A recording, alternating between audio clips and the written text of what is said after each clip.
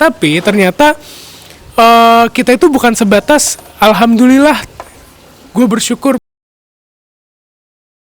Kita masuk lagi ini, teman-teman di sini juga bisa untuk ikutan berbicara mengenai mensyukuri yang tidak semestinya. Nah, aneh nggak nih? Mensyukuri yang tidak semestinya. Di era sekarang, orang menganggap di saat kita memiliki banyak harta, memiliki istri yang cantik, pasangan yang cantik, anak-anak yang lucu atau yang apa, itu baru kita bisa bersyukur. Sedangkan berarti orang-orang yang tidak memiliki banyak harta dan dia single, apakah dia tidak boleh bersyukur? Berarti kita pun harus bisa bersyukur dengan suatu hal yang tidak semestinya. Semestinya kan kita ini memiliki referensi. Kita ini hidup memiliki referensi, udah banyak sosial media. Kehidupan kita ini sebenarnya bentuk yang individual. Kita ini tidak nggak kayak zaman perdesaan yang semua orang di sini kenal, tapi kita ini bisa mengenal yang jauh lebih luas dibandingkan kanan kiri doang. Dan kita bisa tahu bahwa orang lain hidupnya sangat nikmat gitu. Katanya nikmat banget, memiliki ini itu. Kayak banyak banget selebriti yang memamerkan, oke lah, kata mereka ini adalah membagi kesenangan untuk membagi motivasi. Katanya sih motivasi atas segala yang mereka miliki, mobil mewah yang katanya banyak. Beberapa selebriti yang masih berkutat dengan prank apa yang dia miliki. Giveaway ya, mungkin kalau giveaway-nya ya social eksperimen, oke lah. Jadi ini siapapun bisa menjawab, dari siapapun, bahwa kita ini juga bisa bersyukur dengan suatu hal yang tidak semestinya. Semestinya ini adalah keadaan yang memang ternyata kita itu dibatas-batasi dengan, kalau misalnya kita punya banyak uang, memiliki suatu lingkungan-lingkungan yang katanya menyenangkan, itu baru kita bersyukur. Siapapun bisa, ada yang mau nanggepin? Dari Rajib, Farhan, atau Doni? Oke, Rajib. Oke, kalau kita memahami biasanya ya, realita masyarakat itu, kita bersyukur identik harus menemukan ataupun mendapatkan dulu sesuatu yang berlebih. Ya. Harus lebih dulu dari ekspektasi kita, baru kita bersyukur. Bahkan kalau sama pun dengan ekspektasi kita, kadang kita nggak bersyukur juga, ya kan? Apalagi nanti kalau di bawah ekspektasi kita. Makanya tadi, kalau misalkan kita bisa nggak sih bersyukur dengan hal yang tidak semestinya? Maksud dari tidak semestinya kan berarti tidak memenuhi standarisasi. Iya. Misalkan standar orang ya kita harus berlebih baru kita bersyukur. Tapi ternyata Allah itu memberikan ataupun memerintahkan kita syukur itu tidak hanya pada kondisi-kondisi tertentu. Maupun kamu lagi dalam keadaan berlebih, kamu harus bersyukur. Kamu dalam keadaan biasa ataupun standar, kamu juga harus bersyukur. Dan kamu pun meskipun dalam keadaan yang tidak memiliki apapun, juga harus bersyukur. Makanya kalau misalnya dikatakan kita boleh nggak sih bersyukur dalam hal ataupun keadaan tidak semestinya, justru lebih harus kita bersyukur. Karena di situ ujian ataupun cobaan yang diberikan pasti lebih besar.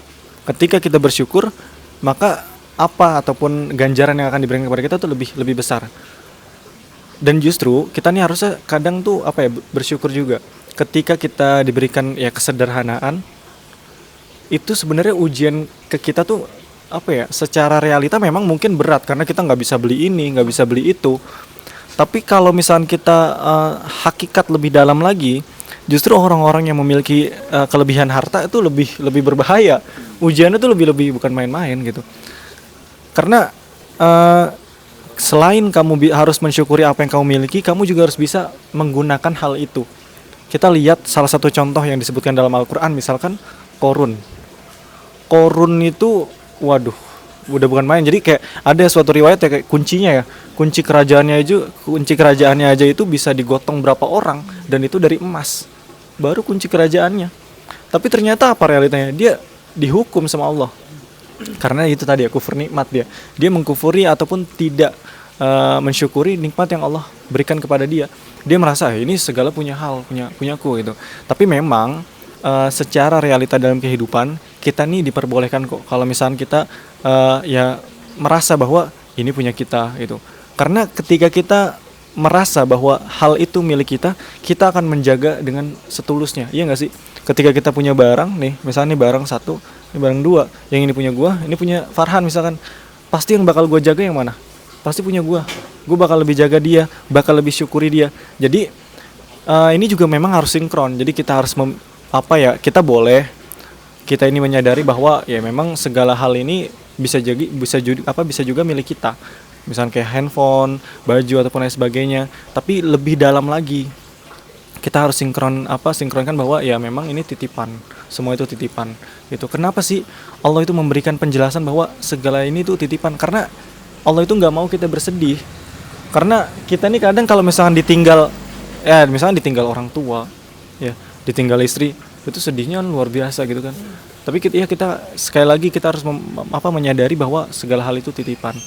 Jadi misalkan kita berbicara tentang hal tadi, maka kita harus bisa mensyukuri bahkan dalam keadaan yang tidak semestinya. Nah, jadi justru kalau misalnya kita lagi dalam keadaan berlebih, kita harus hati-hati, harus lebih berhati-hati. Nah gitu. Mungkin boleh ada yang ditambahin nih dari Farhan. Tambahan. Untuk masalah syukur ya, Anim pengen nambahin aja dari Rajib. Itu soal kesederhanaan. Itu adalah merupakan suatu kunci untuk mencapai rasa syukur, yaitu bagaimana orang itu dalam keadaan apapun merasa bahwa hidupnya itu sederhana. Itu penting. Kalau misalnya dalam agama itu disebutnya qanaah, ya, qanaah. Jadi merasa cukup. Apapun yang datang pada hidupnya, datang dalam nikmat yang telah diberikan kepadanya itu merasa cukup. Mau itu banyak, mau itu sedikit, pasti dia merasa bahwa oh ini loh pemberian dari Tuhan, bersyukur banget gitu. Walaupun cuma segini doang, tapi bisa menghidupi ke depannya gitu. Nah itu sifat qanaah. Itu adalah puncak dari rasa syukur. Rasa syukur kita qanaah. Kalau misalnya ditanya apakah itu termasuk ke dalam rasa syukur terhadap yang lain yang berbeda gitu, termasuk juga misalnya seseorang itu tidak menikah atau jomblo, dia itu bisa mungkin rasa syukurnya berbeda dengan yang lainnya. Misalnya dengan wah gue nggak dapet cewek nih misalnya, rasa syukur gue misalnya gue masih bisa hidup dengan teman-teman gue, masih punya teman-teman gue yang support gue dalam keadaan apapun, itu termasuk rasa syukur. Jadi apapun rasa syukur kita, walaupun kita tidak bisa mengungkapkan pada hal-hal yang memang tidak biasanya disyukuri, mungkin bisa dipindahkan pada rasa syukur yang lainnya gitu. Ya kayak tadi yang jomblo itu, walaupun gue nggak dapet cewek, tapi gue bersyukur punya teman-teman yang selalu support gue, yang selalu dukung gue dalam keadaan apapun. Berarti bersyukur itu suatu hal yang harus diupayakan. Iya, tuh dalam keadaan apapun. Makanya ada kata ulama, rasa syukur itu adalah apabila kamu menerima sesuatu, kamu merasa itu banyak, dan apapun yang kamu berikan itu kamu merasa itu sedikit. Jadi itu. Jadi ya dalam hal apapun kita harus bersyukur, itulah. Rasa syukur itu harus ada di hati setiap manusia. Gitu. Jadi itu aja sih. Terima kasih banyak untuk penjelasannya dan pemahamannya dari teman-teman di sini, dari Rajib dan dari Farhan. Terima kasih atas hal-hal yang sudah dipelajari. Jadinya bisa dibagi kepada saya, kepada teman-teman juga. Kita bisa belajar lebih tahu dari pemikiran orang lain yang bisa dianggap ini baik kok.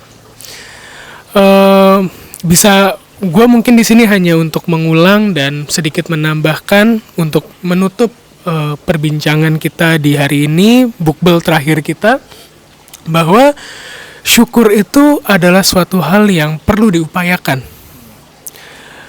Banyak orang bilang kalau misalnya lu nggak bakal bisa bahagia kalau lu nggak bisa bersyukur.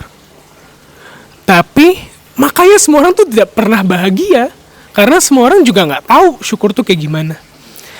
Dari yang dijelasin dari obrolan gua, obrolan Rajib, obrolan Farhan, tidak mendefinisikan syukur, tapi bagaimana cara untuk bersyukur di sini.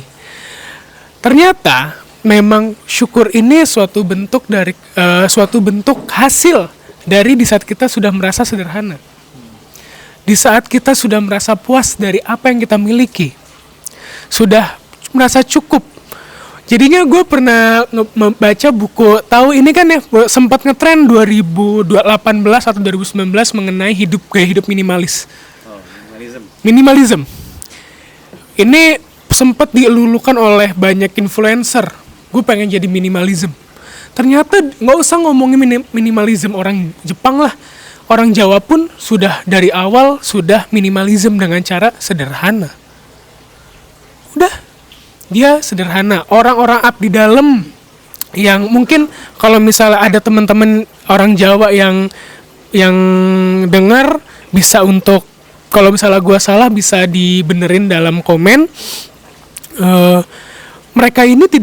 Gaji mereka ini tidak cukup untuk mereka hidup sebenarnya, tapi mereka bisa hidup selalu karena mereka mengabdikan hidupnya itu untuk keseimbangan yang mereka anggap penting. Seperti itu. Berarti mereka sebenarnya sudah mempraktekkan kata cukup.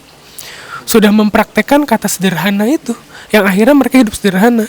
Jadi gue pun beberapa hari kemarin menghilangkan kata semangat dan menghilangkan kata bahagia dari hidup gue.